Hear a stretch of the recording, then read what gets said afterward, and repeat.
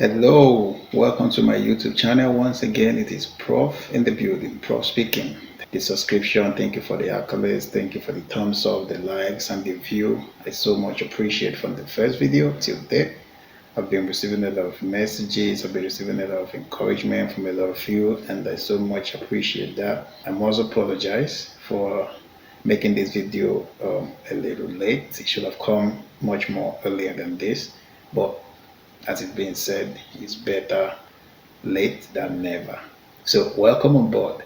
I have decided to garnish my videos with some little bit of pictures and videos that could make it fun and of course make it laughable and not just being frank and all of that all the time. Okay, so going forward, you're going to be seeing little skits here and there once in a while, picture or video that made my week or made me smile, and then we can just relate to it a little, and then we'll move on. We read through the messages I got through the last video I posted. I have decided to answer some of your replies. So many people said they have started the applications already. Some said they are yet to start. Some said they don't know where to start from, but they want to travel, of course. And a lot of messages from Africa, a lot from Asia, a lot from other part of the world that I can't mention right now, but the messages and the followership has been tremendous, and I just have to like try and touch everything we have all related to. For those that have started, for those that are yet to start, for those that are using agents, for those that are running the application by themselves, whatever it is you have done so far, you wish you should be doing, we're going to do all that together. So going forward, I'll be profiling some needed solutions, but that doesn't take away the place of an agent. If you want to use an agent to run your package, okay, your travel package, but in the absence of that, you can as well know what the agent is doing by knowing what I'm going to be telling you with time, okay? So today, most of the questions I got was, how do I start?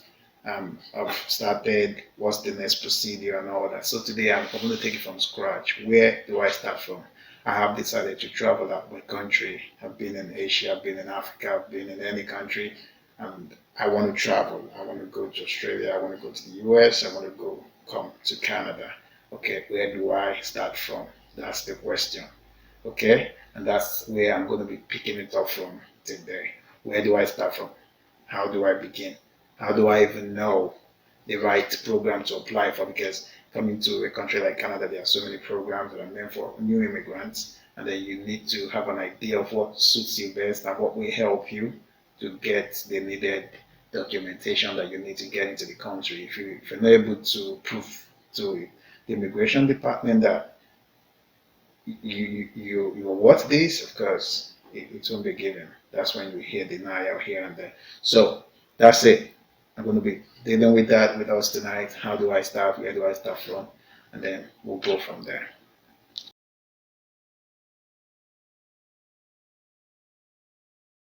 So in most of my videos, I'll be using Canada as a case scenario or a case study uh, because that's pretty much where I have much of my travel knowledge from. And of course, this knowledge are not different from that of other countries. If you're going to the US, you're going to Australia, it's pretty much the same thing.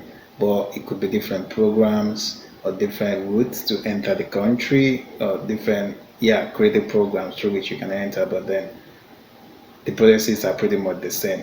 Seriously, if you have the document that could help you get into Canada, you can pretty much use the same document and get entrance into the US or into Australia. It works basically in the same way and manner. And of course, you should know that the basic reason why people want to migrate to some of these countries is well-planned system where security is tight, it's cool, you get the healthcare is perfect or close to perfect. The political system or political atmosphere is calm, okay?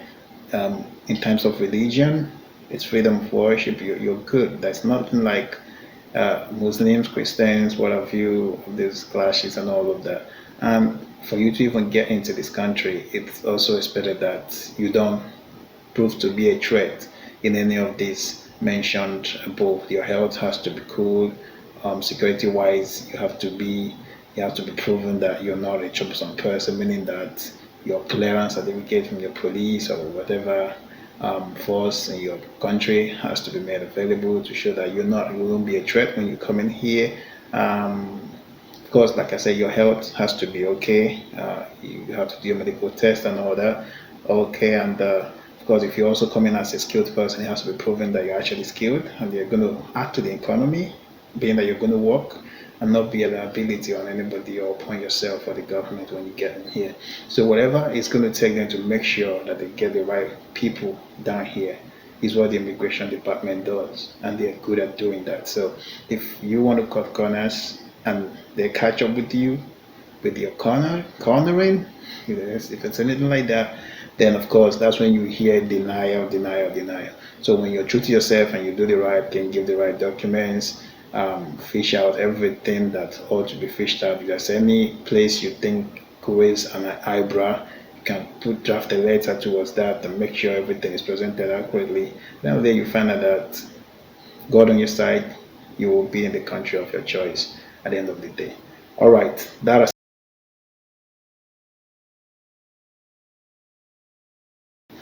are so many routes and avenues to come into Canada to start with. So there is to the US and Australia.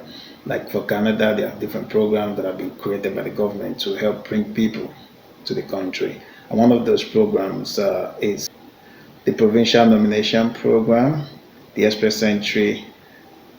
You have the sponsor, and then you have, of course, the student visa. So any of them could actually get you into Canada.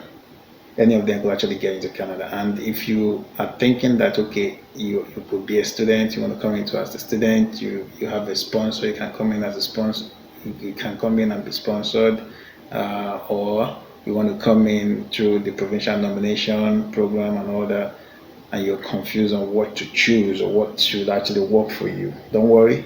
At the end of this video or at the description section, I'm going to put the link on which you could click and go to a website that will help you or guide you on which aspect of this immigration routes will actually favor you the more, because there are like kind of questionnaire that will take like 10, 5, 15 minutes to fill.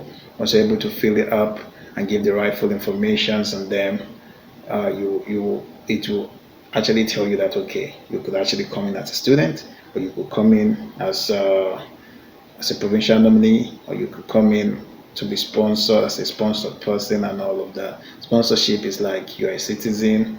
Okay, like if I'm a citizen and I want to sponsor my parent to come here, that's sponsorship.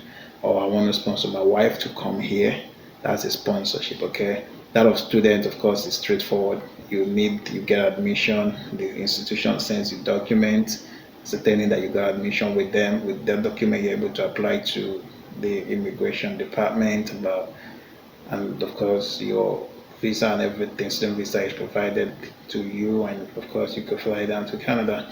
Then the provincial nomination program or the express entry, I think it's actually one of the best for young adults if you actually want to come make a living. Okay, that's actually the best to come on with, because you come in, you get your work permit, you can actually get a job, you can work, and then you can go to school thereafter and all that or alongside. um, that's cool, but to be able to achieve that, the express entry program, it actually started in 2015, and it entails three programs: the Federal Skill Work Program, the Federal Skill Trades Program, and Canadian Experience Class Program. And then the possession of each of these visas, it takes from 4, 5 to 6 months. Most times they wait till the 6th month before they actually tell you your fate. So it's a long time. So if you want to apply to a country like Canada, you have to be patient. You have to do everything right, and then you have to wait. If after filling the form through the link in the description section, the form that actually guides you on which aspect of the program that would actually favor your application to enter a country like Canada. After filling it, if peradventure it lands you in the express entry section. That's meaning if you're going to come into the express entry system, it simply means you are supposed to create an online profile. So you're going to start by creating an online profile on the express entry link, which I will also provide below. And from the online profile, you're going to enter your parameters. You're going to enter your details, okay? And details that are required, that these details, of course, will build your points. You need a required benchmark of points that will help you to be selected. It's because every now and then, or every month, so to say, a cutoff mark is raised, and if your mark is up to that level, that means you are into the pool and you can apply. You can be given the permission or the access to apply for a visa. So that's it. Every provinces every month get their cutoff, make it known. Once your point, let's say if they say it's 400 this month and your point is up to 400, it means you're already in the pool, and then you can be pulled out from the crowd and be selected to apply for a visa, and thereafter you're on your way to Canada.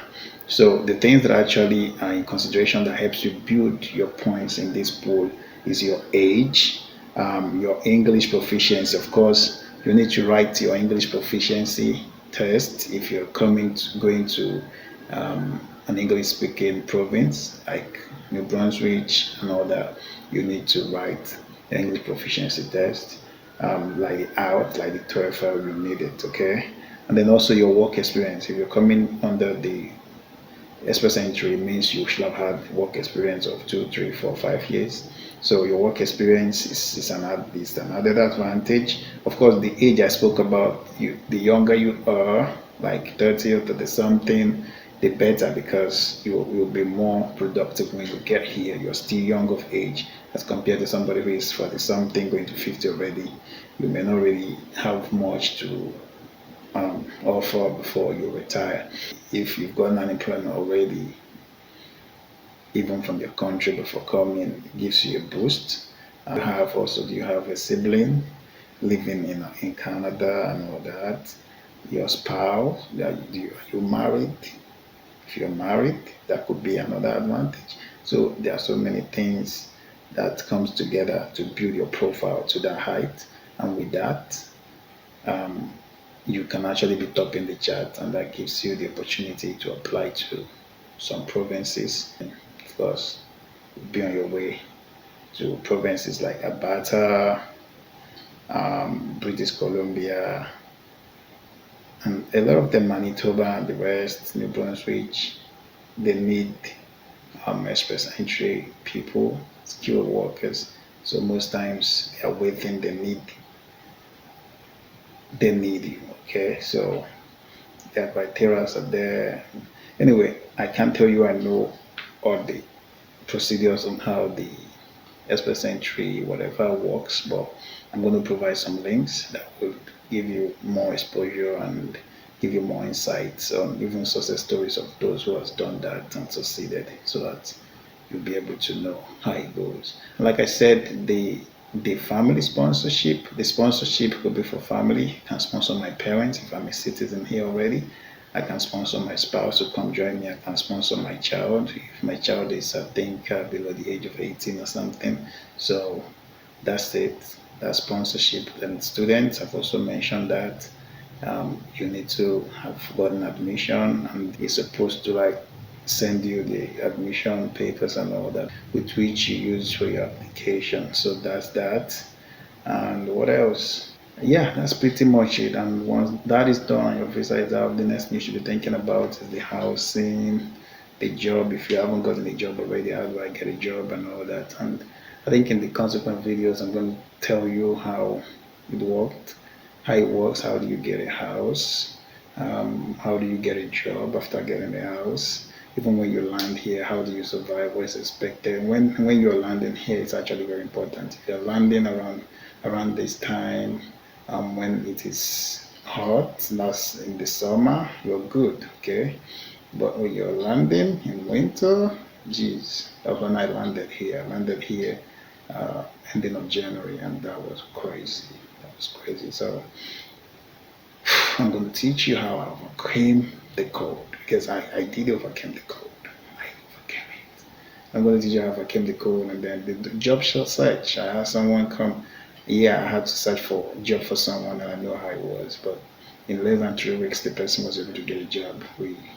So I'm going to teach you how that all happened, and of course, yeah, as I was saying, just to tip in the express entry, there are jobs that are in high demand, and some of them are long haul truck drivers, construction workers, web developers like IT specialists, physicians, firefighters, chefs, bakers, and all that.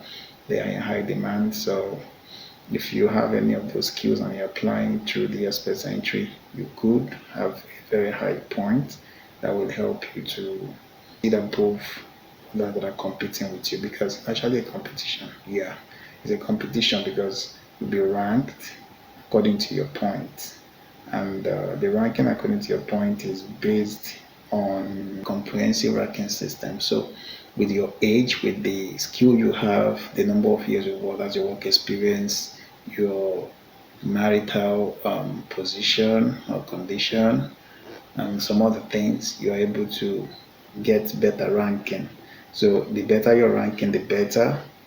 Yeah, even your English, yeah, your English exam, or if you're writing the French exam, if you're going to French speaking, because some provinces speak French predominantly, while some speak both French and much of English.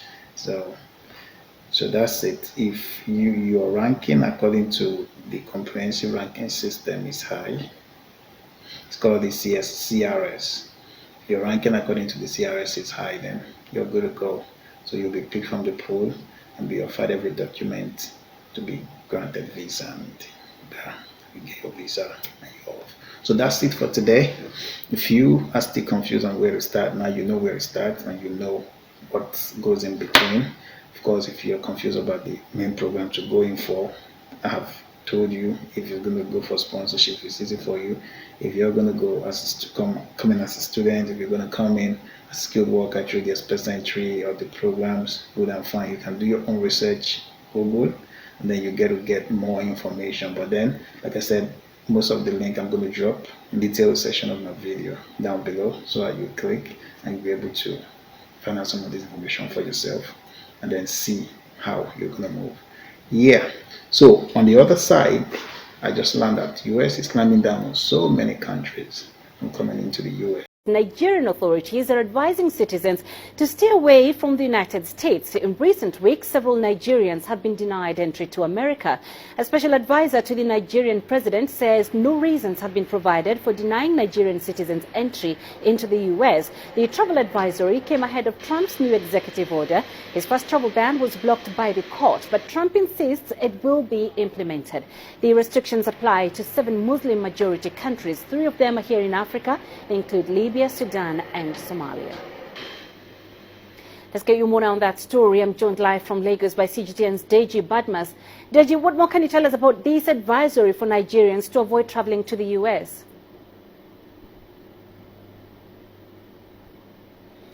Well, Penina, this has come as a huge surprise to most Nigerians. Not until the special advisor to the president issued that statement, people didn't even know that some Nigerians were actually turned back when they traveled to the USA, even when they had valid, visas. So it's actually come as a surprise, and no further explanation, of course, has been provided by the U.S. State Department or by the U.S. Embassy here as to why some of these Nigerians were turned back from the United States of America. But of course, the advisory coming from the special advisor to the president, asking Nigerians without very compelling reasons to travel to the United States, to stay back home. And, well, we're all waiting to see what happens. Fact is that Nigeria is not on the list of executive orders signed by President Trump a few months ago, and even the new list released by the U.S. government. Nigeria is not on that list, so it's quite a surprise that some Nigerians would be turned back in the United States of America. But of course, things will unfold. We'll get to know more. We'll get more details on these as the day goes by. But it's a huge shock that some Nigerians have actually been turned back after having arrived to the United States of America, even when they had valid visas. So